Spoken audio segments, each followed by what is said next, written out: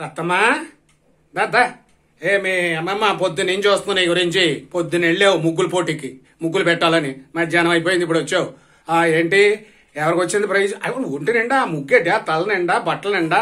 ఆ నల్లబట్టలు వేసుకుని వెళ్ళావు, బ్లూ బట్టలు, బట్టల నిండా ముగ్గే, నెత్తి మీద ముగ్గే. ముగ్గుల పోటీ అంటే ఎంత దారుణంగా పైసలు వేసుకుంటారా?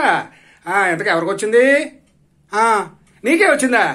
1000 రూపాయలు గిఫ్ట్ ఇచ్చారా? మేముంటే కూడా ఇచ్చారా? అయ్యో అదుగు, అమ్మో.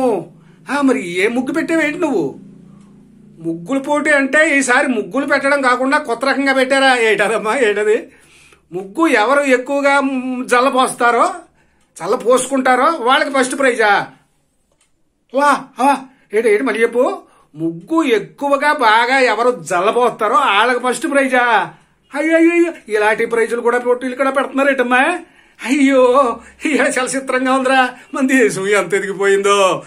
మరి నువ్వు ఎక్కువగా జల్లపోసినట్టున్నావు, అందుకనే నీ తల మీద బట్టల నిండా ముగ్గు అలా పడిపోయి ఉంది. చాలా సంతోషం. మొత్తానికి గిఫ్ట్ పట్టుకొచ్చావు, నా పేరు నిలబెట్టావు. ఈసారి పని చెయ్యి, మగోళ్ళకి కూడా ఇలాంటి కొత్త రకం పోటీలు ఏమైనా పెడుతుంటే మాత్రం వదిలిపెట్టకు, నాకు చెప్పు, నేను వెళ్తాను, గిఫ్ట్ పట్టుకొస్తాను. ఓకేనా? ఎంత ఎదిగిపోయిందో దేశం.